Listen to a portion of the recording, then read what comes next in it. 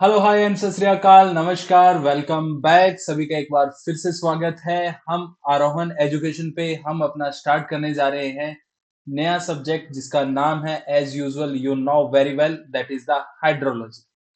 क्या है hydrology? Why we need to study the hydrology? तो आज अपन पहले देखेंगे एग्जाम के पॉइंट ऑफ व्यू से। आज स्पेसिफिकली इस लेक्चर में हल्का सा ओरिएंटेशन करेंगे, बहुत लंबा चौड़ा नहीं रखने वाले, 10-15 मिनट या 20 मिनट मैक्सिमम। 15-20 मिनट के अंदर अपन छोटा सा एक ओरिएंटेशन टाइप्स का करेंगे कि इस सब्जेक्ट को कैसे पढ़ना चाहिए, क्या काम आता है, कितना यूजफुल रहेगा, कौन से चैप्टर ज्यादा इंपॉर्टेंट रहेंगे, कौन से चैप्टर कम इंपॉर्टेंट रहेंगे, उनके बारे में अपन डिस्कशन करेंगे। फिर अपन फर्दर मूव ऑन करेंगे नेक्स्ट थिंग्स की तरफ। फिर अपन इंट्रोडक्शन वाले चैप्टर से दोबारा से स्टार्ट करेंगे।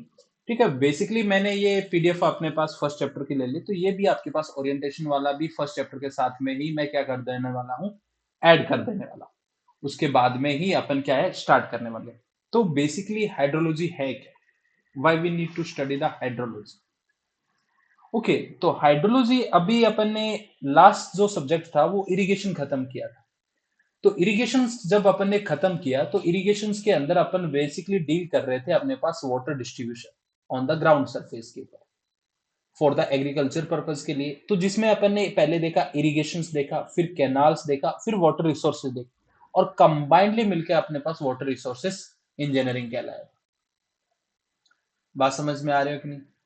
कि अपन ने पहले इरिगेशन देखा, इरिगेशन में irrigation method of irrigation, soil moisture, plant relationship देखा, water requirements of the crop देखा, वाटर लॉगिंग देखा, that all are the part of the irrigation.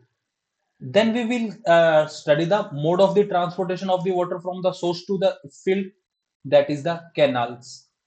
Canals are the various types of the major minor, ठीक है, main canal, branch canal, major minor, major distributary, minor distributaries, ठीक है, water courses, इनको अपन ने अलग अलग categories में डिवाइड किया। फिर अपन ने देखा कि कैनाल से अपन जो वाटर लेके आ रहे हैं वो वाटर लेके आए कहां से, या तो डैम या रिजर्वर से या किसी रिवर से। That's why we discuss about the river और डैम एंड स्पिलवे के बारे में अपन ने डिस्कशन किया था। ये तो था कि वाटर का मैनेजमेंट अपन ने देखा। अभी अपन देखेंगे कि अर्थ सरफेस के ऊपर जो वाटर का सर्कुलेशन हो रहा है, that all the water available on the earth surface or an environment, a single drop of the water should be available in the environment on the earth surface, should be all the part of the hydrology. So basically is the hydrology is the study about the hydro means water.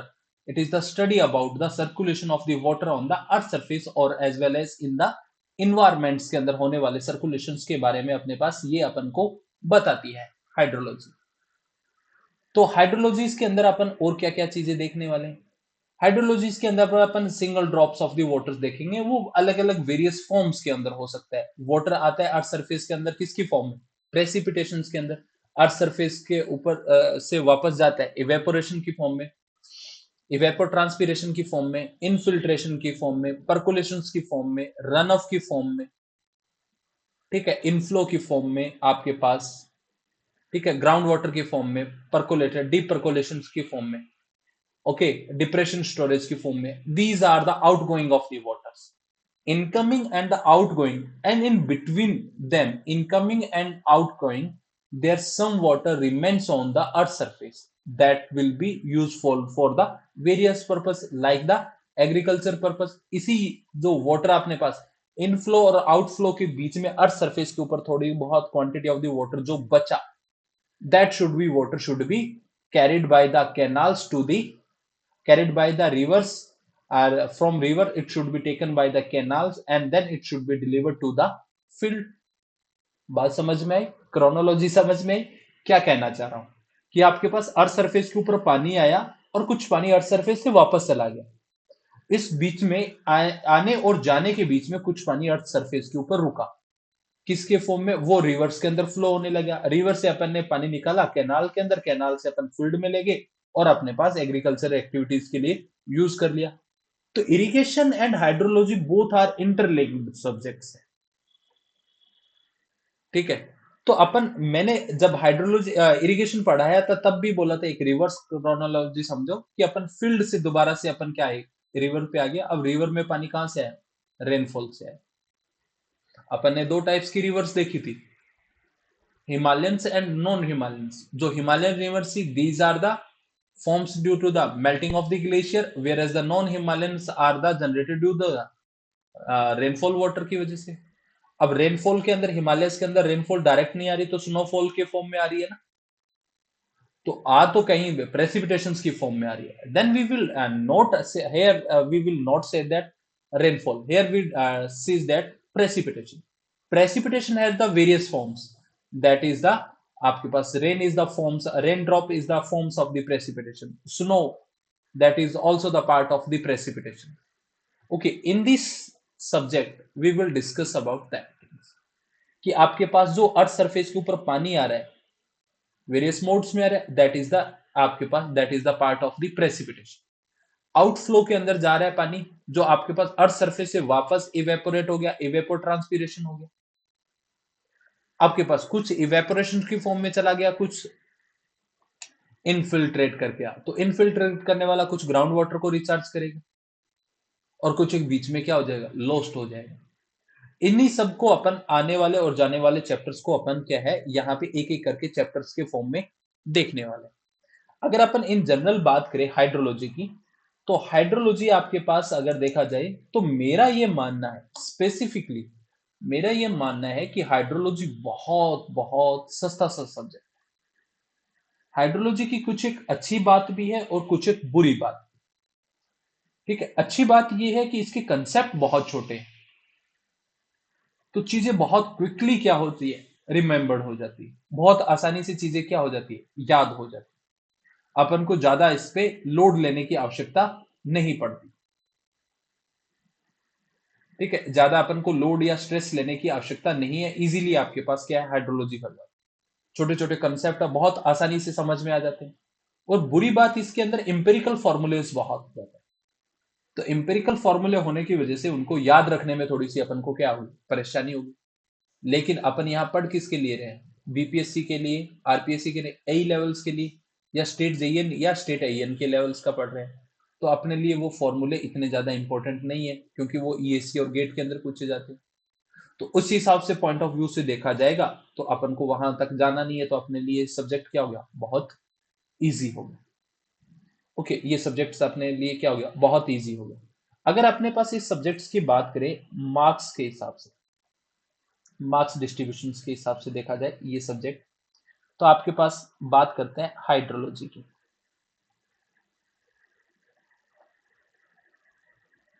Okay, hydrology generally जो, अगर अपन हाइड्रोलॉजीज की बात करें, अगर आपके पास, अगर आप क्या देते हो, state JEN, okay, state JE, और आप एसएससी जेई देते हो, एसएससी जेई देते हो, तो ये आपके पास लगभग आपके पास 2 से 3 मार्क्स का आता है। यानी आपके पास 2 से 3 क्वेश्चन आते हैं, each question carrying the equal marks, like 1 marks. ठीक है, स्टेट जेईएन या एसएससी जेईएन के अंदर ये 2 से 3 नंबर का। ठीक है, वहीं पे अगर अपन बात करें, ओके, गेट के अंदर, ओके, गेट के अंदर इसकी बात करें ना, तो जनरली आपके पास ये गेट के अंदर आपके पास, मेरे को तो इसके गेट के अंदर क्वेश्चन बहुत प्यारे लगते हैं और बहुत अच्छे लगते हैं, क्योंकि इनके क्वेश्चन बहुत फास्टली हो जाते हैं। थोड़ी सी कैलकुलेशन कॉम्प्लिकेटेड रहता है, लेकिन बहुत ज्यादा ऐसे कॉम्प्लिकेशन वाले जो कंसेप्चुअल क्वेश्चन, जितने लंबे चौड़े स्टील आरसीसी में घुमा सकते हैं ना, उतने लेवल्स के क्वेश्चन इसके अंदर नहीं घुमाए जाते। आसानी से क्वेश्चंस क्या हो जाते हैं, कवर अप हो जाते हैं। ठीक है, अब गेट का वेटेज होता है ना, जनरली जो इरिगेशन हाइड्रोलॉजी का कंबाइंड वेटेज है ना, वो 6 7 से 8 नंबर का है। अगर आपके पास इरिगेशन जनरली आपके पास 4 नंबर की आएगी, तो हाइड्रोलॉजी आपके पास 3 नंबर की है। अगर इरिगेशन आपके पास 2 नंबर की आती है, तो हाइड्रोलॉजी 5, और इरिगेशन अगर 5 नंबर की आ जाती है, तो हाइड्रोलॉजी 2 से 3 नंबर। जैसे लास्ट ईयर की बात करें, तो लास्ट ईयर 5 नंबर की हाइड्रोलॉजी थी। ठीक है, लास्ट ईयर गेट के अंदर हाइड्रोलॉजी 5 नंबर की थी, 2 न्यूमेरिकल थे, एक ऑब्जेक्टिव क्वेश्चन था। तो आप इसका गेट के अंदर वेटेज है ना, बेसिकली आप इसमें 4 से 5 नंबर का कंसीडर करेंगे। 4 से 5 नंबर का, अगर 5 नंबर का आता है, तो इसका मतलब 2 2 मार्क्स वाले 2 क्वेश्चन आएंगे, 1 नंबर वाला 1 क्वेश्चन आएगा। ठीक है, अगर 4 नंबर का आता है तो ऐसे समझ लेना 2 मार्क्स वाला एक क्वेश्चन आएगा और एक एक नंबर वाले 2 क्वेश्चन आएंगे, इस लेवल से आता है। ठीक है, वहीं पे अगर अपन बात करें state AN, state PSC, okay state ESC है ना, स्टेट, ओके स्टेट ईएससी, जिसे स्टेट इंजीनियरिंग सर्विसेज कहते हैं ना, ओके, जिसे अपन एईएन वाला, ठीक है, ए लेवल्स का एग्जाम। तो ए वाले लेवल्स के अंदर भी आपके पास ओके, ए वाले लेवल्स के अंदर भी आपके पास ये 4 से 5 नंबर की आपके पास प्री के अंदर पूछा जा सकता है। ठीक है, और किस्मत अच्छी रही तो 1 क्वेश्चन आपके पास मेंस के अंदर भी आपके पास इसका आ सकता है, एक क्वेश्चन आपके पास मेंस के अंदर भी आ सकता है।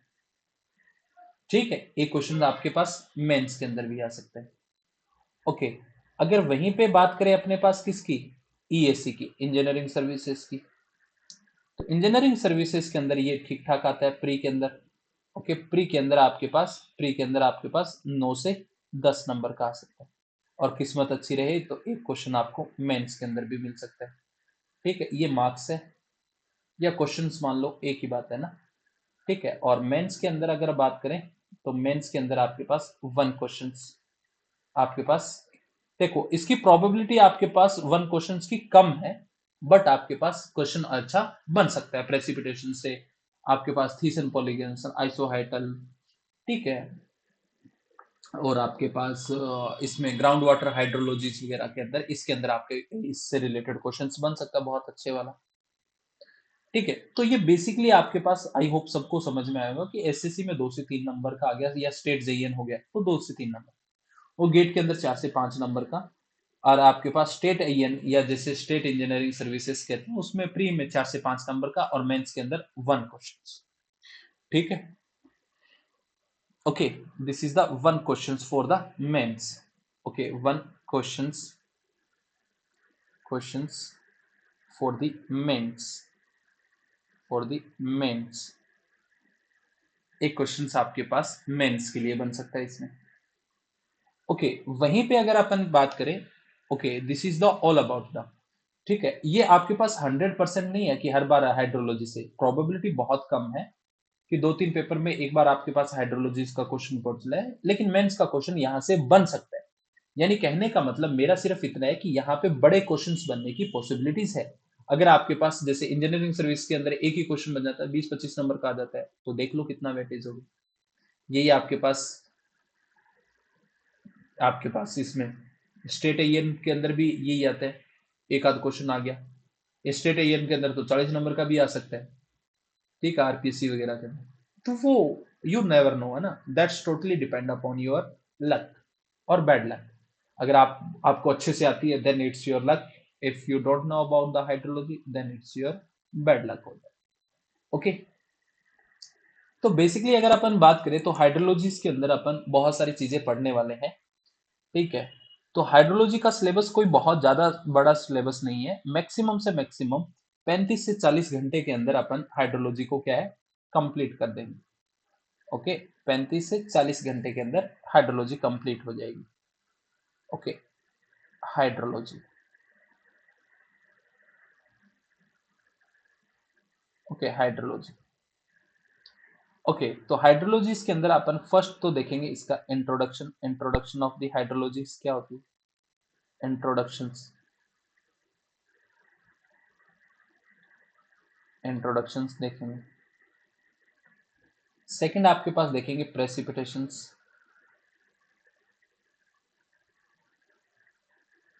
प्रेसिपिटेशंस।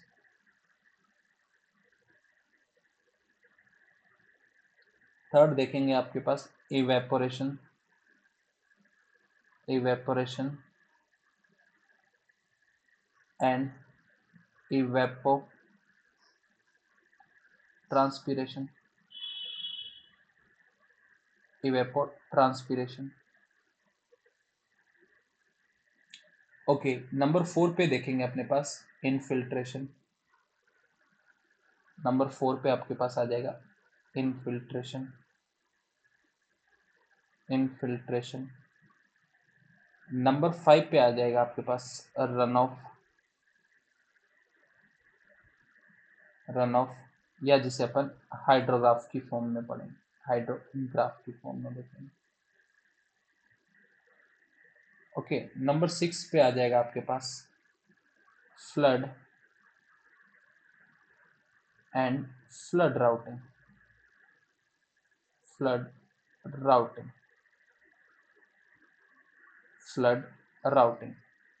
नंबर 7 पे आ जाएगा आपके पास ground water, ground water, ground water hydrology, hydrology, ground water hydrology. This is the syllabus of for the hydrology scheme. अब अपने पास इसके अंदर बेसिकली अपने पास इंट्रोडक्शंस के अंदर तो अपने पास ये देखने वाले हैं कि हाइड्रोलॉजी है क्या। प्रेसिपिटेशंस के अंदर अपने पास various mode of the inflow of the water on the earth surface के ऊपर आने वाला अलग अलग फॉर्म्स के अंदर वाटर जो अर्थ सरफेस के ऊपर आएगा, that is the part of the precipitation. Evaporation, you know that कि इवेपोरेशन क्या है कि अर्थ सरफेस से आपके पास वाटर का इन्वायरमेंट में क्या हो जाना, लोस्ट हो जाना, that is the part of the evaporation. Infiltration, when water should infiltrate in the ground or remaining water the after inflow evaporation, evapotranspiration, infiltrate, some of the water should moves over the earth surface, that is known as the run of water.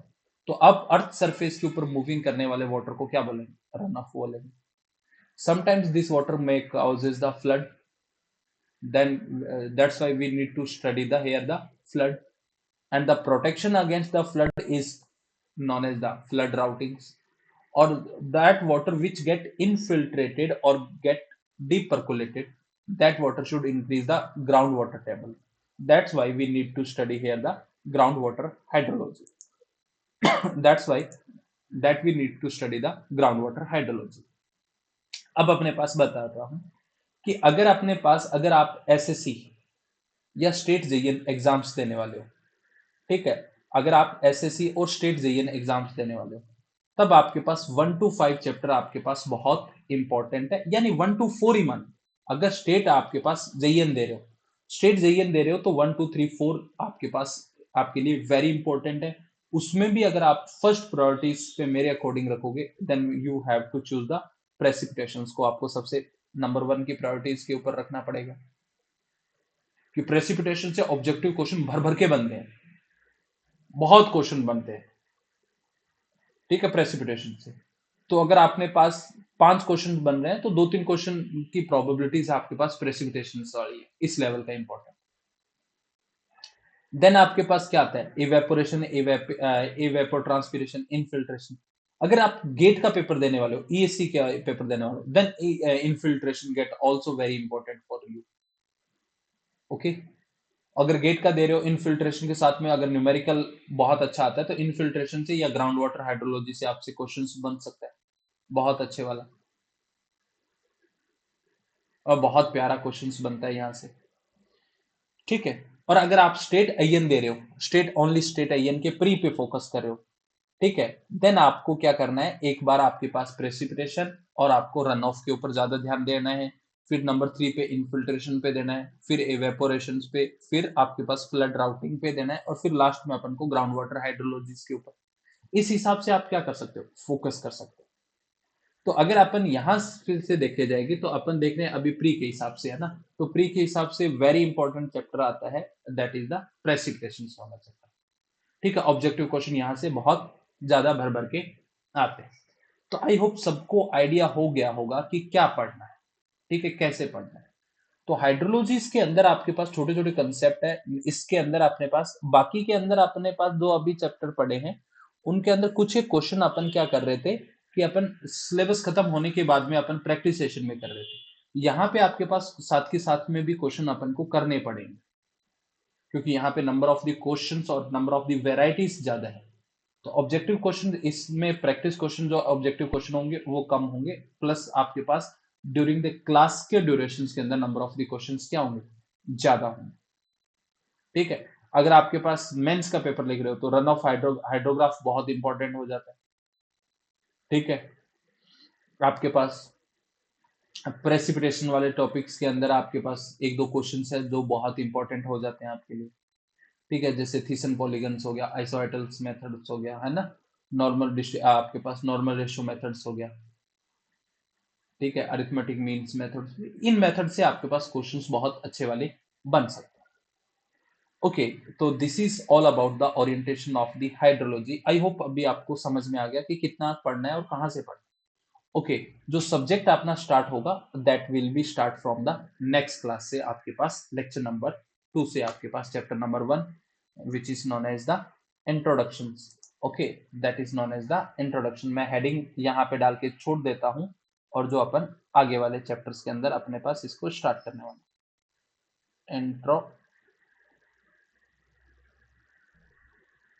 Introduction. Okay, introductions. Okay, that we will discuss in the next class. So thank you guys for being with us. We will catch you soon as possible. So thank you guys for being with us. I hope you enjoy the session. जल्दी मिलते हैं अपने नए chapter, नया subject जिसका नाम है hydrology, और चैप्टर का नाम है introduction of the hydrology. We will start from the next class. Thank you.